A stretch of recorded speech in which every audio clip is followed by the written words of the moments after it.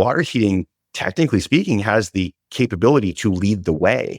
It should be one of the first applications in society to be fully decarbonized because it is so shiftable. Hardware to Save a Planet explores the technical innovations that are giving us hope in the fight against climate change. Each episode focuses on a specific climate challenge and explores an emerging physical technology solution with the person bringing it into reality. I'm your host, Dylan Garrett. Hardware to Save a Planet is brought to you by Synapse. Make sure to click subscribe so you don't miss any future episodes. Thanks for listening. Hello and welcome to Hardware to Save a Planet. I'm here with Michael Rigney, the CEO and co-founder of Cala Systems. Michael and his team have developed an intelligent heat pump water heater for homes. Apparently, residential water heating accounts for 3% of all U.S. greenhouse gas emissions and 19% of home energy use, which also means it's a big chunk of a home's energy bill. Cala's water heater is reducing both costs and emissions with a combination of hardware innovation and software intelligence. They're taking reservations now, and their first product is due to ship in 2025. I'm really excited to hear more about it from Michael. To introduce him quickly, he has over 20 years of experience at startups, primarily in leadership positions in the energy sector. A lot of his work has been focused on driving emissions reductions by supporting the modernization of our electric grid. He also has some hardware cred with a mechanical engineering degree from Dartmouth, so hopefully we can geek out a little bit. Michael, it's really an honor to have you on the show. Thanks a lot. Thanks, Dylan. It's a real pleasure to be here. So we have something in common, which is that we both did our undergrad in mechanical engineering. I graduated, around 20 years ago, 2006. And to be honest, I found it hard at that time to find a job I was excited about at the intersection of hard tech and climate. It wasn't until kind of this current climate tech wave that I was able to really pivot my career in that direction. It looks like you were a lot more successful doing that from scrolling through your LinkedIn. So it looks like kind of really early in your career, you made that move in that direction.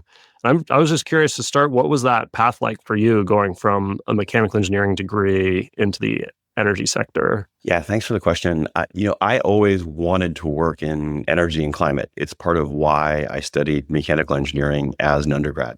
And I think that's because I became aware of climate change. I remember becoming aware of climate change as a teenager. And then reading more about it and just sort of focusing in that direction. But when I came out of undergrad, first was really, I remember actually looking for jobs in the space, couldn't really find anything. And frankly, at that age, didn't have the wherewithal to drive the kind of independent job search that was really needed to do that, in 96, 97, which is when I was getting out of college. And then I also felt a draw towards potentially being in business. And just because of where I was interested, like I always enjoyed having a combination of engineering classes and then something else. Dartmouth has that liberal arts as well. So really enjoyed sort of that balance between the two. And then ultimately, so I ended up going in a different direction for a couple of years right out of college. But when I went back to graduate school to get an MBA, I did that specifically to move into energy and climate. And at that point, which was finishing that up in 2004, I was able to make the transition into the space that I wanted to work in. Then joining a company called Araque, which did really, really well, a big formative part of my career, over the 2000s as the current commercial industrial space came into existence as we know it today. And that must have been just a really different time in the energy sector than today, right? Like I was looking back at sort of charts of like solar and wind production over time. And back then it was just sort of barely a blip on the radar. That's right. It was really different. It was nascent, So for me, when I was looking for that first job, it was 2003 to 2004. Wind was scaling at that point. It was clear that wind was going to be a grid scale technology and really successful. And in fact, I had my summer internship at GE Wind as an MBA in their MBA program. And then ultimately but I wanted to go early stage when I came out of business school. And one of the challenges at that point was a lot of the startups were really technical. And as a business person, I was like, okay, I really may end up in a place where you're waiting for a couple of years to see if the technology is going to work. And because of that, you're not really in the phase of your career where you're actually able to drive business. And so one of the things, there were a couple, but one of the things that was exciting for me about Araque was it was operational. Demand response solves an incredibly important problem, but it does it with business services and information technology. So it didn't have like fundamental technology risk, which at that point was really exciting. And the whole thing, the whole space was really exciting as well. I'm actually really curious to hear the origin story of Cala Systems, because you've kind of spent so much of your career looking at our energy sector at what looks to be, to me, this kind of high level systems view. And then Cala is solving a very specific, a big challenge, but something very specific kind of in the home. I'm curious, like, how that happened. What were you doing in the energy sector that sort of motivated you to start Cala?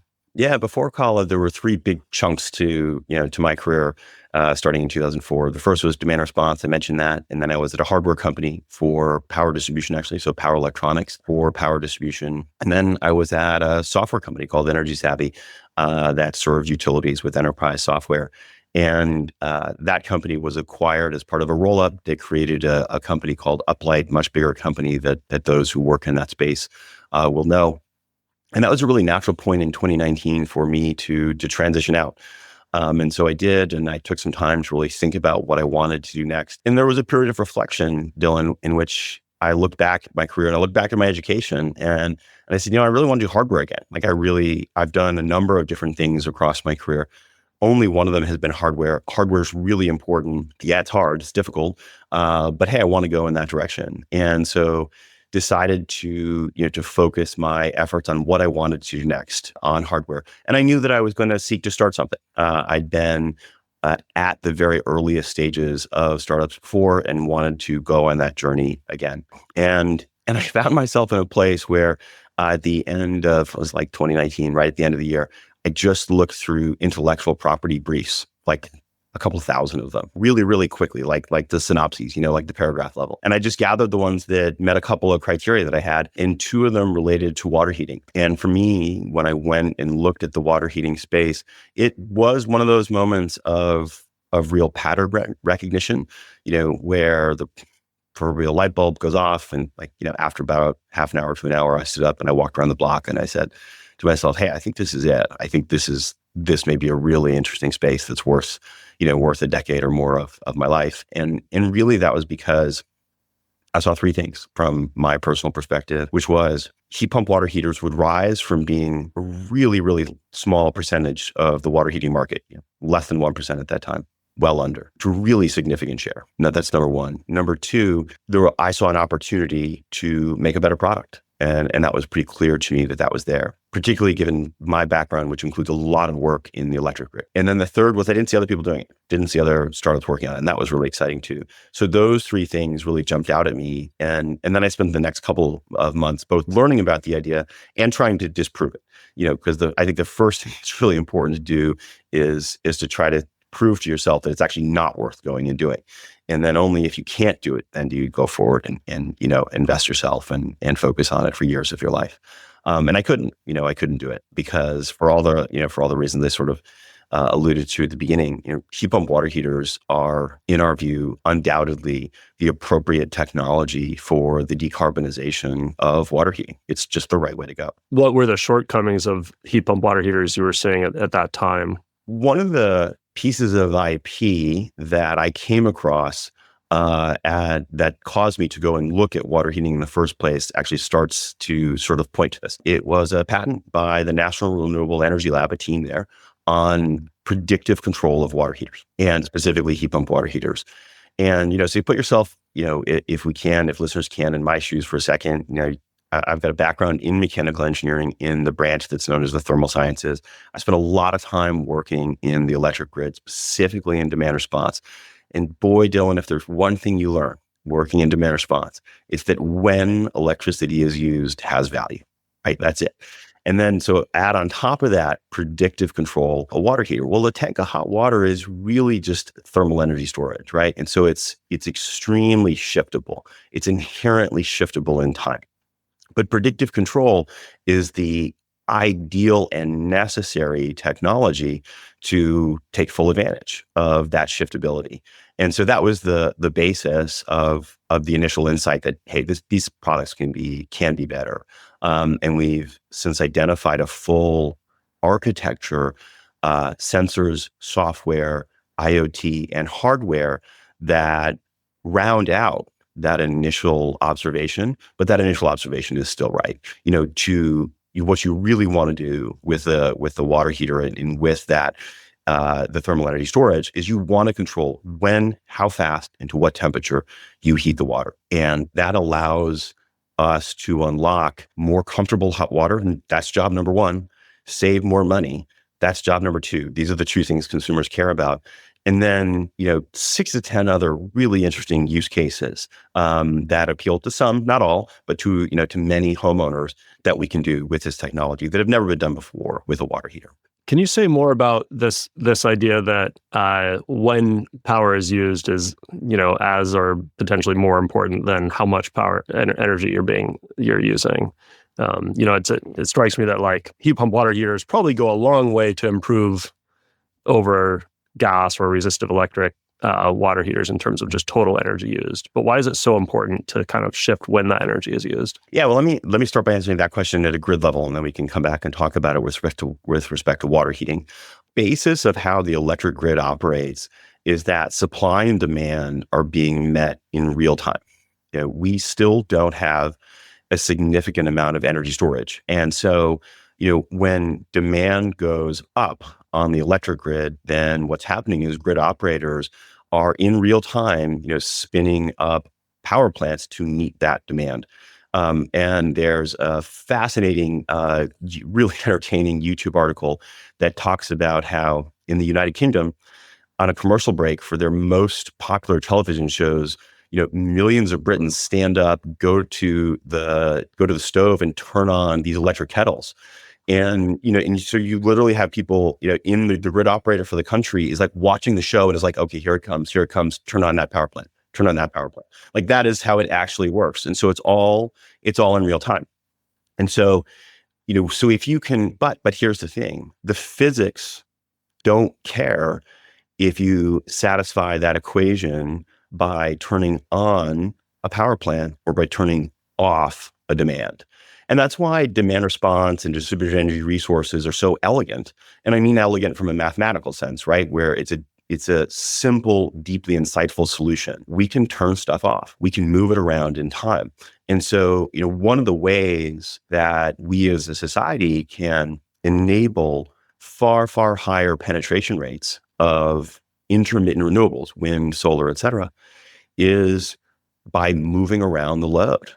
And the single most shiftable load is a tank of hot water, because no one cares when you put the electricity into it. They just care that it's hot when they want it. And right. It's a lot easier than turning my thermostat down. You don't exactly. You don't live in your water tank, right? Right. Whereas of course you live in your house. And so that's sort of at a high level. And this is, why demand response exploded in the 2000s and why it continues to be really important today across both the C&I space, but also the distributed energy resource space in general. And then for water heaters, again, as you pointed out at the top of the show, it's 3% of the greenhouse gas emissions, and it's roughly 3% of all the demand too in the United States. And, if we step back and think about it, as a society, if you look at the energy transition, we're hurtling headlong towards building enormous amounts of energy storage. And we need to, right? That's where we're going to go. But along the way, we also need to take advantage of the opportunities that we already have. And one of the most available opportunities, sometimes the way we talk about it is like the lowest hanging fruit. One of the lowest pieces of fruit is to enable water heaters to be fully decarbonized. Yeah, this is something I think about a lot because I've talked to people building various solutions that build energy storage kind of behind the meter, at the home, whether it's batteries or, whole house batteries, or I just talked to Sam from Impulse Labs, or what you're doing. And one thing I wonder about is, we're scaling grid scale energy storage batteries on the grid at this like crazy pace right now as well. Is there a point at which we do so well at building energy storage into the grid that we don't need this kind of behind this sort of demand shifting or load shifting at the home level? Yeah, I'm not really worried about that. And the reason I'm not really worried about it is because big infrastructure is hard. Number one, big infrastructure is hard and it takes a long time, and we have a long way to go if you think about the final design. And then the second thing is, in here I'll speak to from the water heater side. Not necessarily the other distributed energy resources.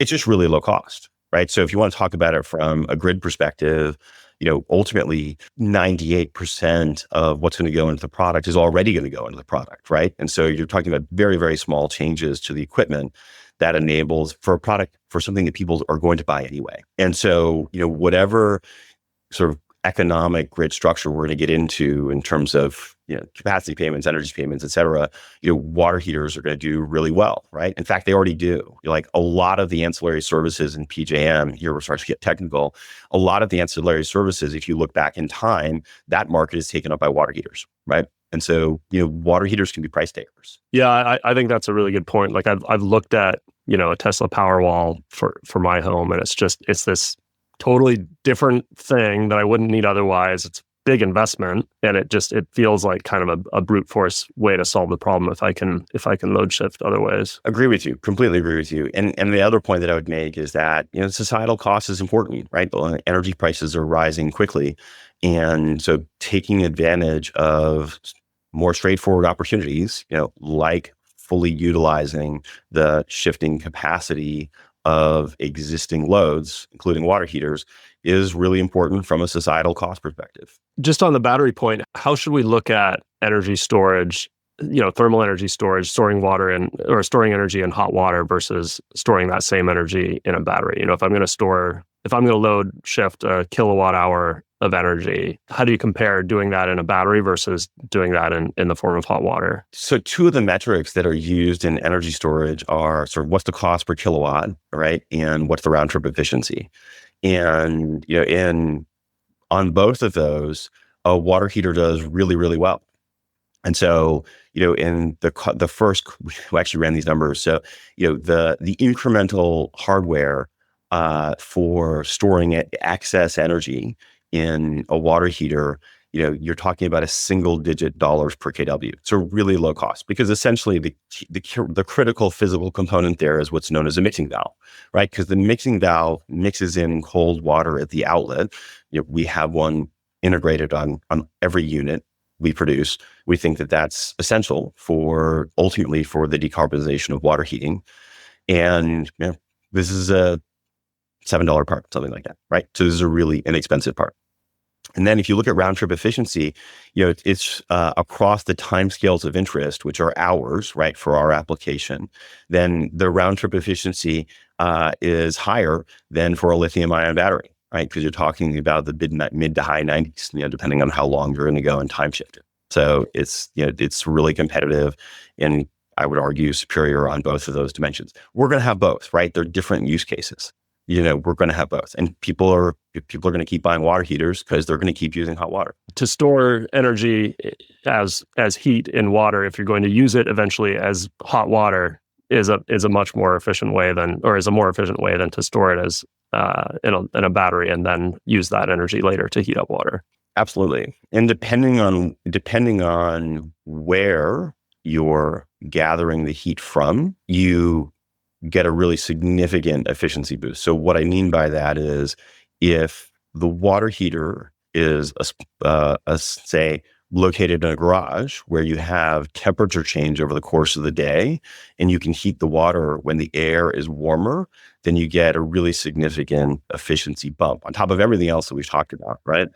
And so, you want to pair heat pump, you want to pair a heat pump with thermal energy storage to take advantage of those type of opportunities if your application has them. Because you can't, if you're pairing a heat pump with, electrochemical storage, energy storage, then you can't do that. Can we just talk about like the key components of a water heater? Because I want to get into the hardware a little bit, because you mentioned the mixing valve. Like, what parts of a water heater are critical to your system working the way it does? Yeah, let's walk through it.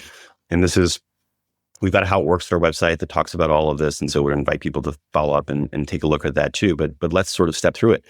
So first, we have a flow meter.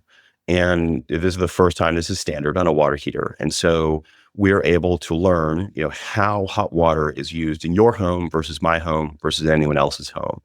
And that's the basis of optimization, because you have to, if you think about this in almost any application, better information enables better optimization of what's going on in that process. Okay. So then, we're also bringing in, and let me step back and say, because it's the right place to say it, we're using that to create a prediction of, how hot water will be used over minutes, hours, 24 hours, in each home, right? And that is a continuously updated forecast. Okay. Then we're also bringing in various information streams depending on the preferences of that homeowner. And so if this home has solar on the roof, we're going to bring in the prediction for when solar energy will be produced by the system, the PV system on the roof. If they have variable pricing, of course, we'll bring that in. If they're participating in demand response, we'll bring in price signals, et cetera. If they want us to do so if they turn this on, we will bring in weather information. And so that allows us to do things, preheat water before a storm, or a major weather event, right? And give them a resilience benefit too. So, okay, so that's data streams. All of those come in as well.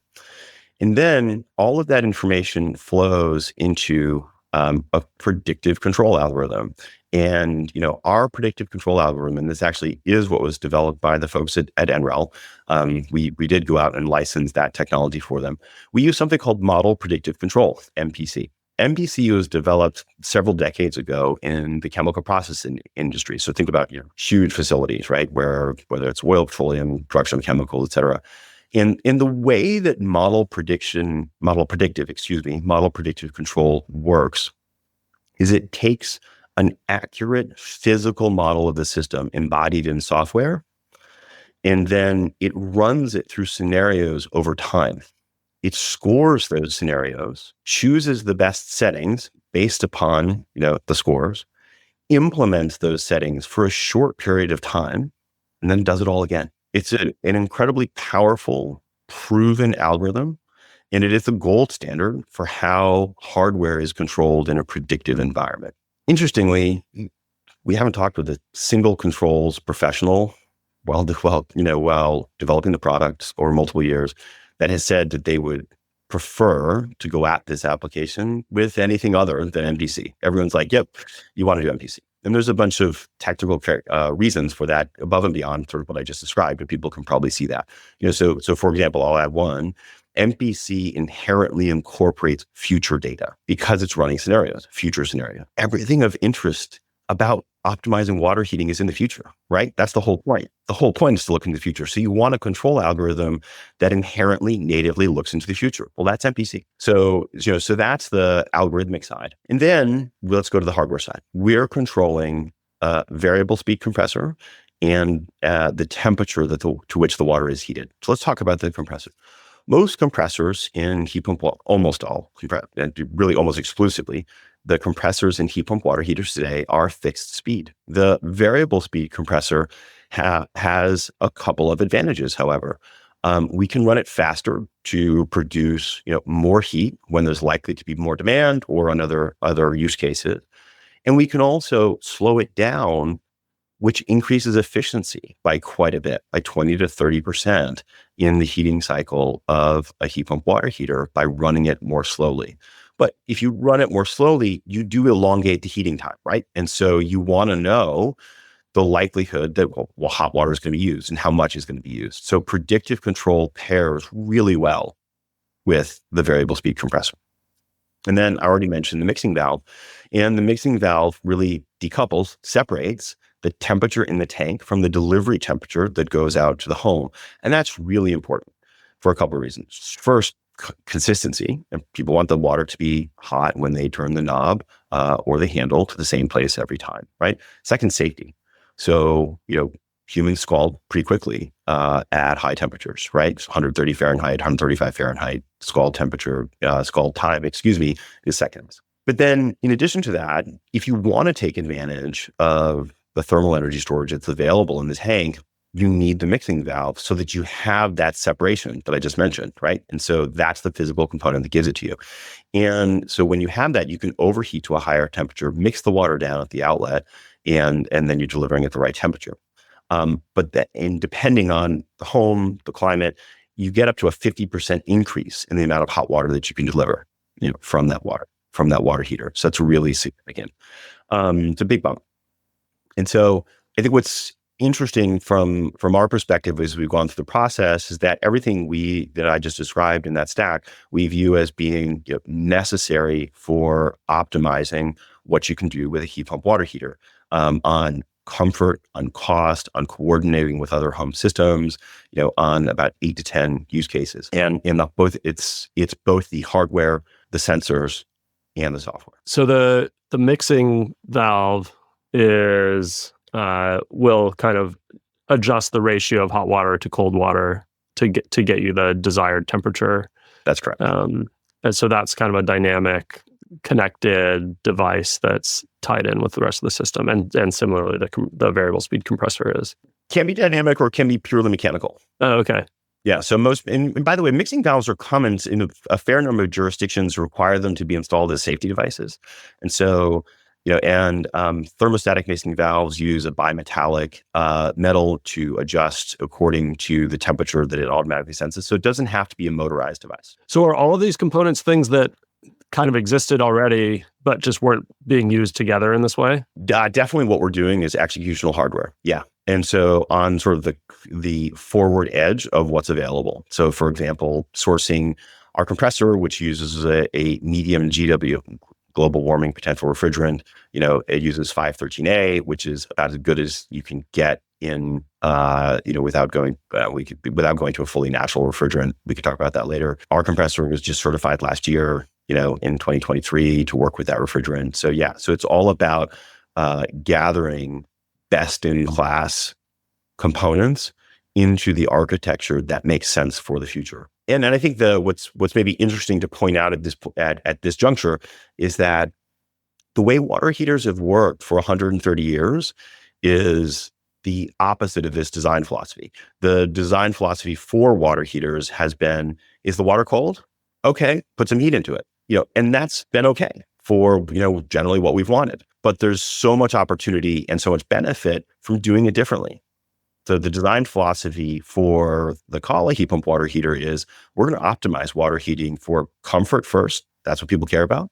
For cost, that's what people care about. And then for carbon emissions, for coordination with the home, all of those factors. If you can think of it, we're going to take it into account. And really important from our perspective is that this is useful intelligence in the background. People don't want to think about this, right? People don't want to be thinking and changing settings on their water heater. You tell us up front, this is what I care about. I have solar. Okay, great. Tell us where the solar is pointed. We'll take care of it from there, right? I have variable prices. Okay, tell us what your utility is. We'll take care of it from there. Like all of this should happen in the background so that people get on with their daily lives.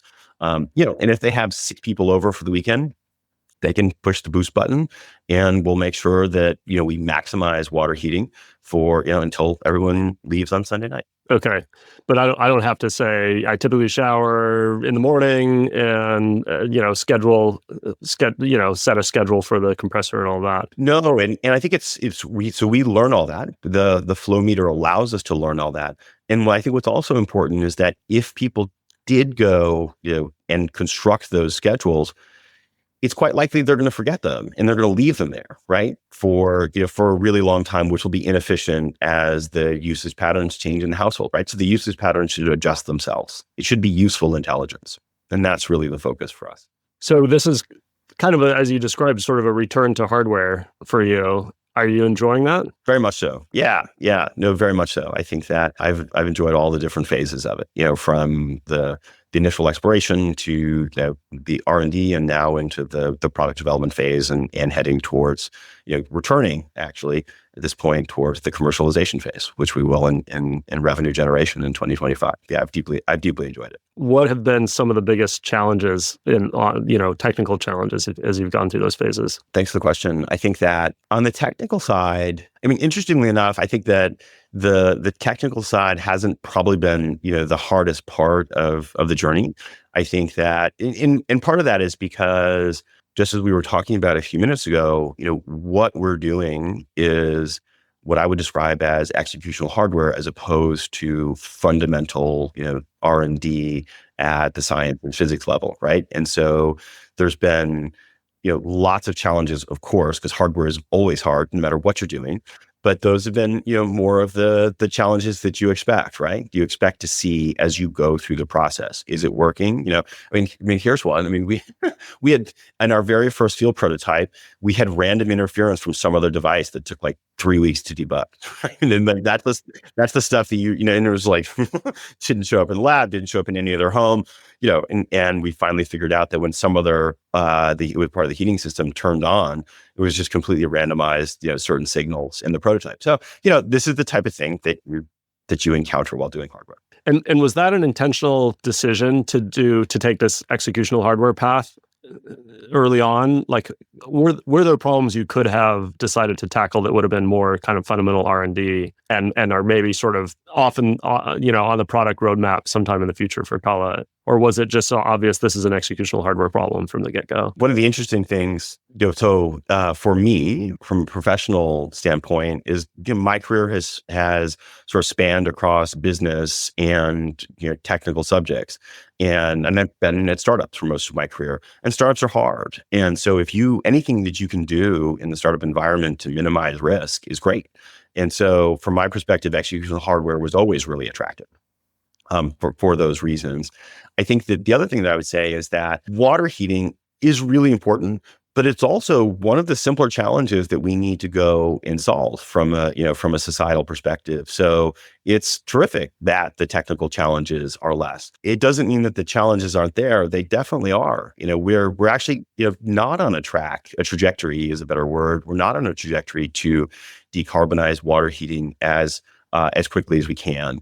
And I think that our view is that, the architecture that we've outlined here is really necessary, because what we don't want to end up with tens of millions of heat pump water heaters in people's homes that have no awareness and no capability to respond to what's going on around them. Will that be better than what we have today? Yes.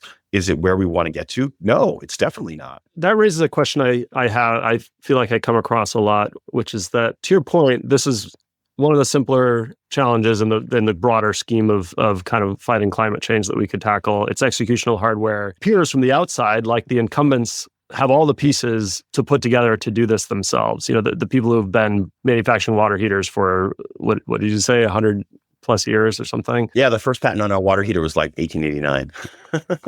So yeah, about 130 years. Why is it? Like, what is it about these big companies that makes it so hard for them to go do this? Like, why do we need startups to go kind of make these changes? Yeah, innovation is really hard. And at an organizational level, it's hard for numerous reasons. So let's just put this in the context of water heaters, right? So if you think about the software stack the whole architecture, not just the software stack, the entire product architecture that I just described, from the point of view of an incumbent, developing that would require stepping away from certain aspects of how the products are designed and built that have been in place since before anyone at that company was there, right? And so, just to choose one example, sort of the design philosophy of controls that turn on when the water is cold in the tank. And so the inertia is really there, I think, for big companies. And I think that's why, on multiple levels, on technical levels, on process levels, business structure, you name it. I think it's challenging. I think that's the role that startups play, and that's exciting. From a business perspective, you just talked about kind of starting to enter this commercialization phase. In a lot of ways, those incumbents have a big head start, right? They have their distribution channels, everything. How do you, as a startup, how do you go up against that? Because I imagine to have the kind of impact you want, you're going to have to scale to a pretty significant level, right? How are you approaching that? Focus and one step at a time, right? And so I think, this is, I mean, maybe this is where, for me personally, Araque played a significant role. So we touched upon that before for listeners. There was a demand response company that was founded in 2002. It went public in 2007. And so, when a business startup gets traction, you can scale really rapidly, but it's a decade long journey. And so it's focus on what you're doing, execute one step at a time, and expect for it to be a long journey, right? And that's exactly how we think about it, is to keep and just an even keel, do the work every day, but recognize that the promise is there. Because, ultimately there are 125 million water heaters, in America. And if we're able to realize our vision, then not just through our own sales, but through influencing the industry, because that is what happens with startups, right? Over time, we can drive the decarbonization of all 125 million of those. And I think that's both promising and a long journey, and exciting to go after along the way.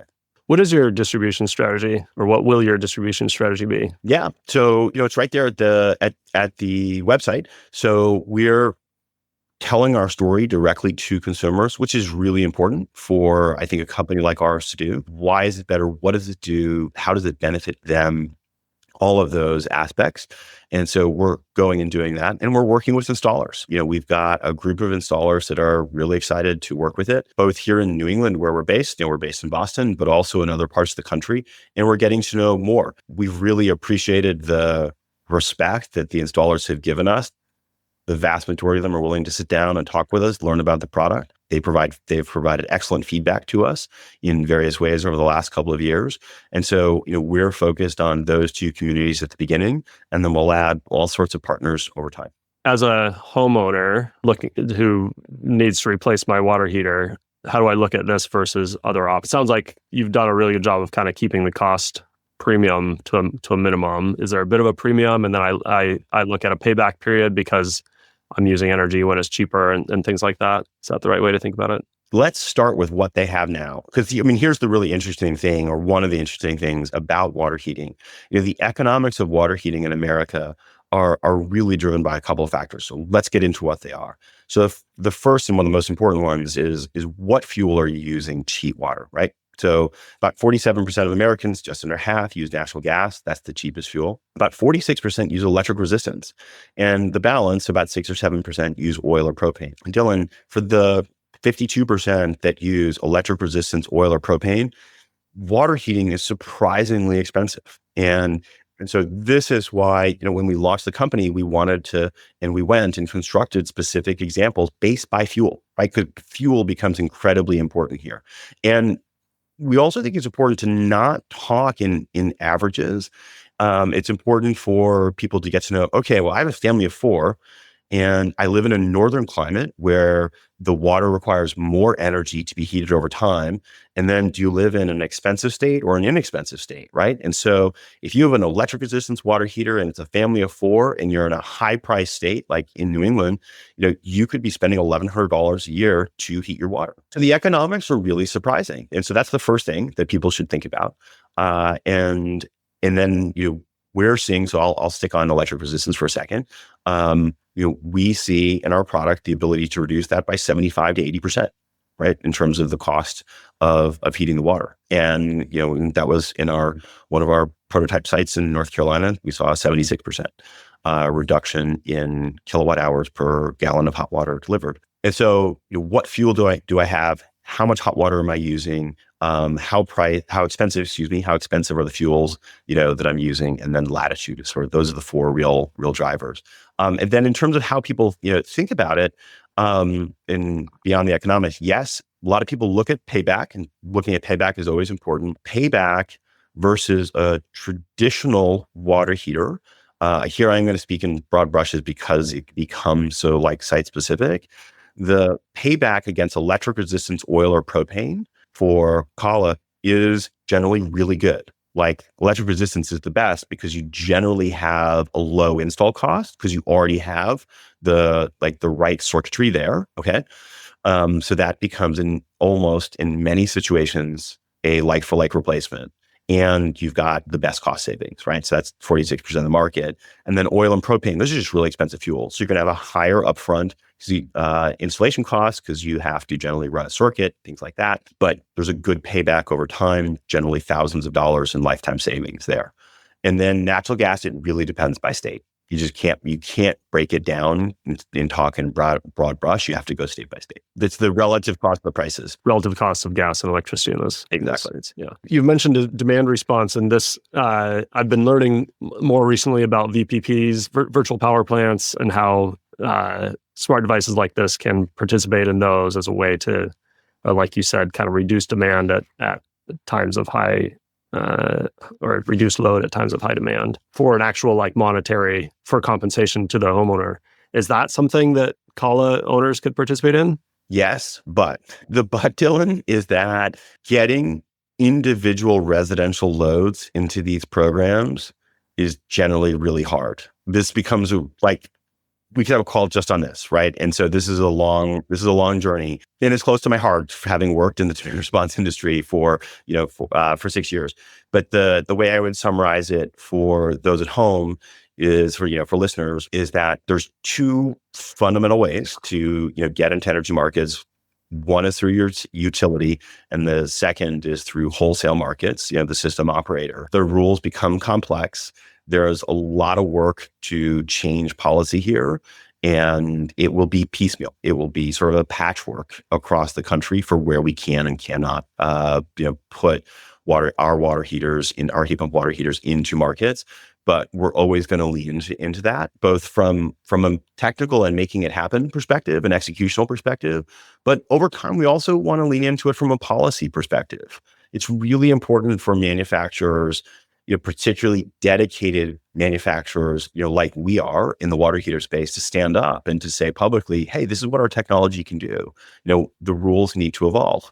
And there's a lot of work that is going to take place and needs to take place, over the next 5 to 10 years to increase that access. Yeah, I think that's a pretty fascinating developing story. I'd love to talk more about that follow-up. What's your vision for the future of Cala? What will this company becomes?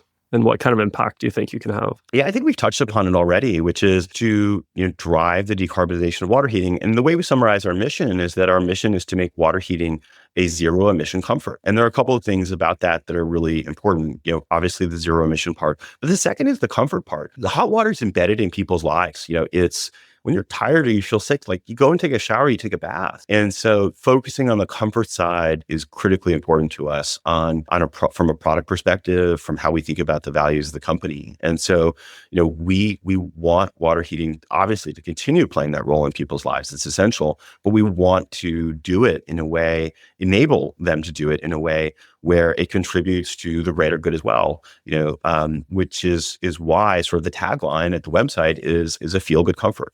Like people should feel good about the comfort that they're deriving from their hot water. Could that 3% go to zero water heating? Is that a realistic goal? Yeah, and here's how it's going to happen. And so, we need deep penetration of our product and other products that have the characteristics like this. But then what's going to happen is that as the penetration rate of renewables goes up throughout the grid over the next 10 to 20 years, what we will see on a daily and weekly basis is more and more hours where the marginal power production is coming only from renewable power. For listeners at home, marginal means what is the power plant that you would add next, right? And so if we can shift and this goes back to the shiftability, as we shift water heating into those hours where essentially, okay, yes, we can let run another source of intermittent renewable generation. We don't have to turn it down. That means that water heating is zero carbon, right? And so then what we will see is we will see more hours per year where certain sections of the grid are running on zero carbon, where they're running only on renewable generation. And because water heating is so shiftable, Dylan, as we move more and more water heating into those hours, we will drive it towards zero. And so I think the way I would respond to your question is to say that's the mechanism. And water heating, technically speaking, has the capability to lead the way. It should be one of the first applications in society to be fully decarbonized because it is so shiftable. I have 3 closing questions for you, Michael, that I ask of everybody. The first is, how optimistic or pessimistic are you about the future of the planet and why? I have a blend of 3 emotions. As someone with a background in the physical sciences, sort of I understand how the heat flows work, around the planet at a high level. And so because of that, I have a sense of awareness and sadness that, it's we're going to see it happen, over the course of the remainder of my, certainly lifetime and then beyond that. And so I wouldn't say it's pessimism, Dylan, as much as it is awareness and arising out of that as a sense of sadness. I think the second emotion that I feel is more akin to optimism, which is I see the community of people working on solutions. And I think that we have an incredible toolkit. It is growing. And the pace at which the toolkit is growing is really exciting too. Human progress and technical development is nonlinear. It's particularly nonlinear right now. And that's encouraging. I think the second thing that I find encouraging is that I think that people and natural systems are resilient. If you give it an endangered species space, it'll come back, And so I think that is encouraging for me. And then the third emotion is really a bridge between the two, and that's urgency. It's just to keep pushing. I love that. Really well articulated. Who's another individual or company doing something to address climate change that's inspiring you? I have a couple to call out here. The first is people in traditional businesses who make space for what's new. It's so important for startups to have business partners just from the broader economy who say, yeah, I get it. I'll try that. We see that with installers all the time. And so, those who, we sit down sometimes with installers and they're like, yeah, it's going to be heat pump water heaters. We get it. Let's hear what you got. Take me through it. And so that community in any field is really important.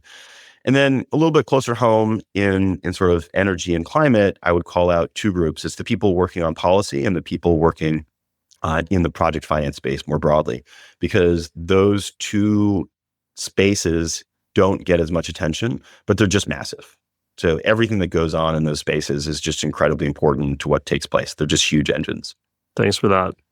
What advice do you have for someone not working in climate today who wants to do something to help? The first is to take steps in your own life. So whether that is voting, whether that's your choices about what you buy, if you're a homeowner, go on the electrification journey, because every one of those choices has a decade plus of impact in terms of what you do.